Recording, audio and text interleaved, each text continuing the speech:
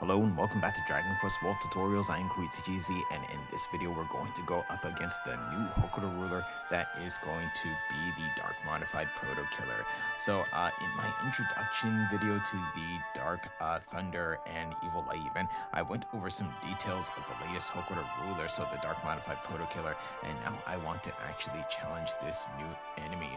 So pretty much over here with this team, with its main weaknesses being Boggy and Gira, I will be using a very similar team that I used for my S-Dark Giga Monster battle using the Demonic Illusion Spear and S-Dark's Demon Blade, but I will now be replacing the Fallen Angel's Coffin on my Ninja with the new Aqua Dragon Dagger. So pretty much over here you're going to have my High Priest equipped with the Mysterious Crystal, so this is going to be used pretty much, if I can, for buffing up my Demon Swordsman so that they can actually do some pretty nasty damage to the enemy, so that's actually going to be quite good. But of course, this character is going to be my main healer. Then over here, this is going to be my major damage dealer for this particular battle, my Demon Swordsman equipped with S-Dark's Demon Blade. So I do have two options here. I can actually use the ability that's going to do damage to both enemies, or I can actually just do some major damage with one big hit to one enemy and try to take out the next one as fast as possible. We're going to see what happens with this particular battle.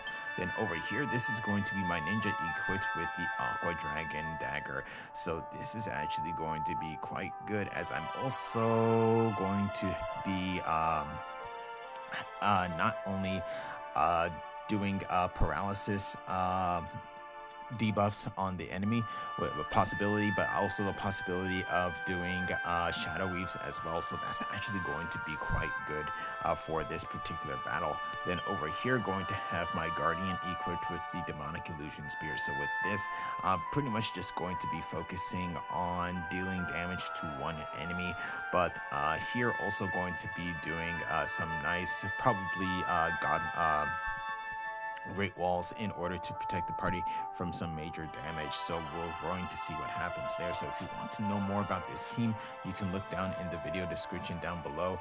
But now I want to actually go over this particular Hokora Ruler. So going to be found in my Hokora Ruler list, going to be level 60 and going to be found right over here. So pretty much the Dark Modified Proto Killer is a machine, going to have around 230,000 HP, 1 to 3 actions per turn. Weaknesses are going to be Bagigita, and then also non-attribute damage would also work out well here as well. So its main ability is going to be called Discharge. So pretty much attacks all enemies for 50% of the max HP as and has a chance of infiltrating or inflicting electrocution and paralysis. Something to know about this: if you're using Stand Firm, it actually penetrates through Stand Firm, so Stand Firm will be ineffective for this ability. The next ability is going to be called Limiter or Hazashita, which is going to be Limiter Release.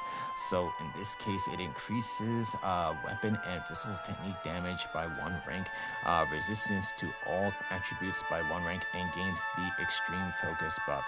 So this is used when only one of the Proto Killers is actually left. So the next ability is going to be called Denyuko Tameteiru, which is going to be charging. So with this, it will be using Discharge the following turn. So that's actually a good way to know that when it's going to be using Discharge. Then after that, we're going to have Motoba Giri, which is going to be Double-Edged Slash. So with this, this does around 650 to 800 damage to one character, and around 20% of that damage is done to itself. After that, it's going to have Darekare Kamarerawazu Osoi Karakaru, which is going to be a careless attack. This is going to do around 950 damage to a random character, including its ally. So pretty much just one it's going to be a 1 in 5 chance of hitting one of its actual ally. After that, it's going to have Raiko Samirari Giri, which is going to be Lightning Tetra Slash. This is going to do around 200 Dane physical damage to one character 4 times. After that, it's going to have Raiko Kaiten Giri, which is a lightning spin slash. So this is going to do about 220 Dane physical damage to all characters. It's also going to have a Cho Blade Guard, which is going to be Super Blade Guard, which is going to increase its guard rate by 2 ranks, and going to have a regular attack that does around 400 physical damage to one character. So notes for this particular battle: so you want to use protective shield to protect characters from electrocution and paralysis. So stand firm doesn't work when the enemy uses discharge, so don't use it in that situation. Defeat both enemies around the same time to prevent the remaining from increasing in power. Equip weapons that do damage to multiple enemies at once. Debuff the enemy with paralysis, illusion, and lower the attack power to make the battle go smoother. And of course, you want to equip gear, souls, and soul pearls that increase damage and resistance to machine type enemies. So pretty much, while the demonic illusion spear does only damage to a single enemy, I'm not too worried about finishing off the enemies right at the same time, since I will be doing a lot of damage with Estark's Demon Blade and will most likely have at least one of the enemies either Shadow Woven or paralyzed. So with that said, here we go. Okay, so here we go with this battle. So in this case, Proto Killer goes first. It's now charging, so going to use Discharge the following turn here. Going to have my ninja attack, so hopefully I can get Shadow Weave or a Paralysis. So the Proto Killer on the right is actually now paralyzed, so that's actually quite good. So here, going to go ahead and attack.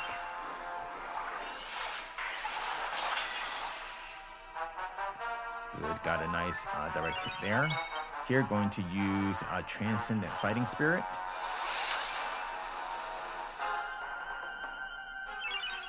And here, going to go ahead and use Lucky Tarot on my Demon Swordsman. So, okay, good, nice. Okay, so there goes Electrocution. So here, the Proto Killer on the right is still paralyzed, so that's good. So here, going to go ahead and keep going on with the attacks. Hopefully I can get...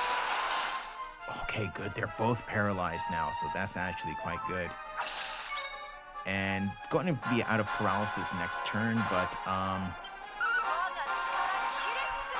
that is actually going to be okay.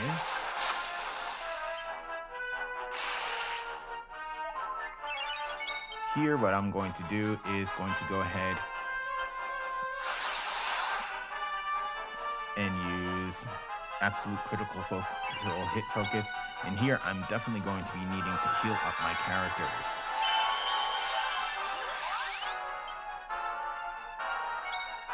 So here, going to go ahead and attack again.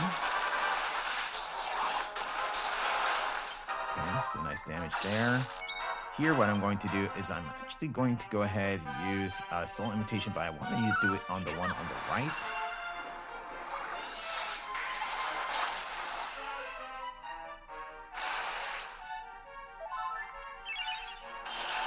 So here, what I'm going to do, I'm actually going to go ahead, Heaven and Earth, Imprisonment Slash over here.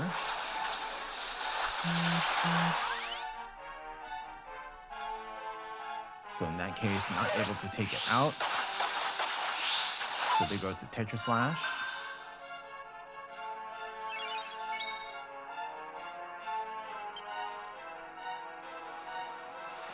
Here, what I'm going to do is I'm actually going to go ahead, Encore. And here, what I'll do is I'm actually just going to go ahead, use Extreme Karma.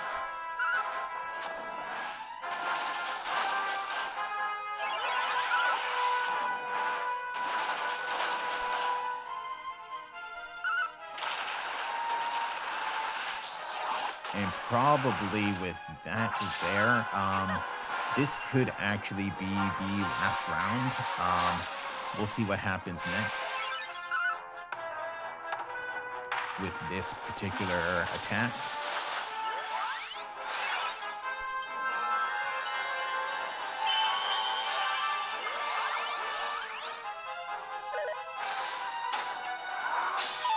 Okay, ooh, okay, good, that missed. Another Tetra slash, a spin, but no problem.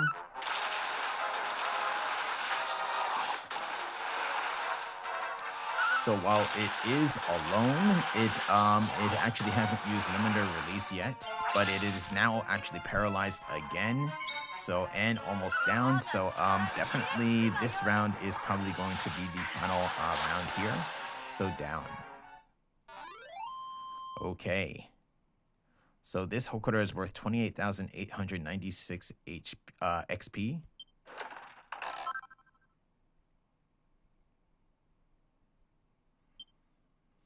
And this particular monster soul is a blue soul, and here I got a B.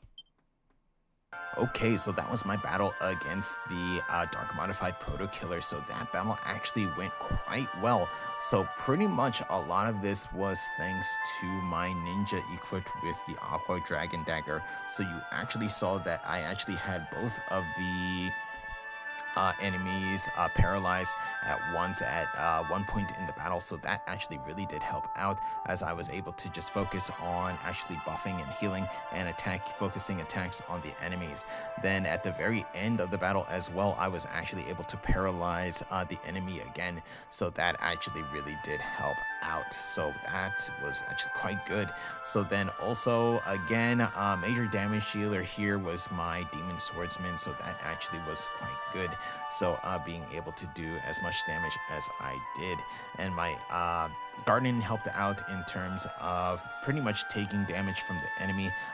Took a lot of attacks from the characters through by provoking them, so that actually worked out quite well. Then of course my high priest was there for healing, but yeah, that battle went quite well. And yes, definitely the Aqua Dragon Dagger was probably the MVP here for just paralyzing the enemies, so that actually really did help out quite a bit. So now what I want to do is actually go over this S-grade soul of the enemy. So that's going to be found right over here at the top.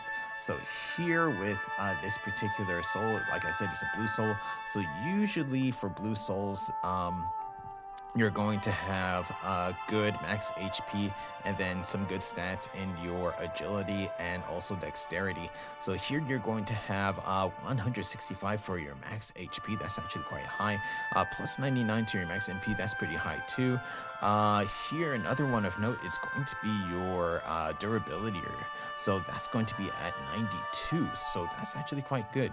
Then in terms of your agility and dexterity, is actually for a blue soul a bit low. It's both going to be 81. Usually they're at least 100 or more than that, usually quite high, but in this case this is actually quite low for a blue soul. Besides that, in terms of abilities, you're actually going to get an attack here for this equipping the soul. Is going to be Shibiretsuki, which is going to be paralyzing thrust.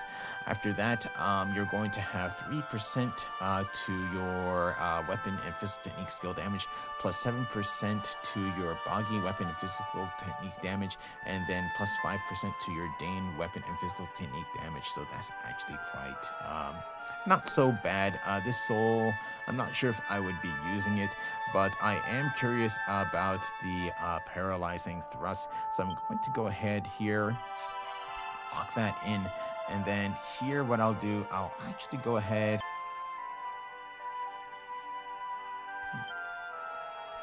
I'm going to go ahead and equip it on my ninja and actually go ahead into a battle to see how this works. So here I'll actually just go ahead, use an attack.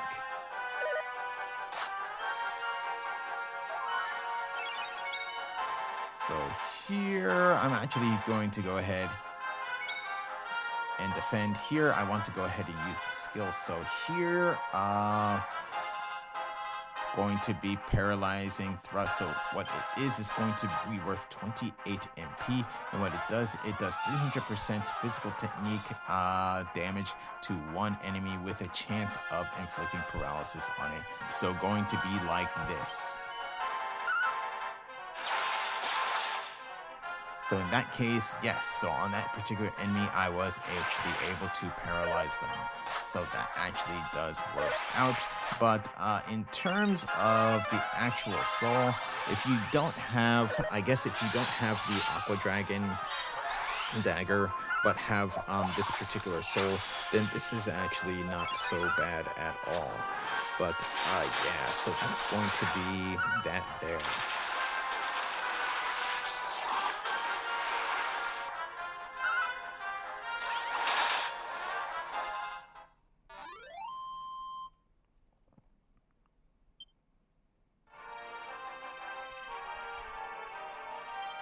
So with that, that's going to be it for this particular video.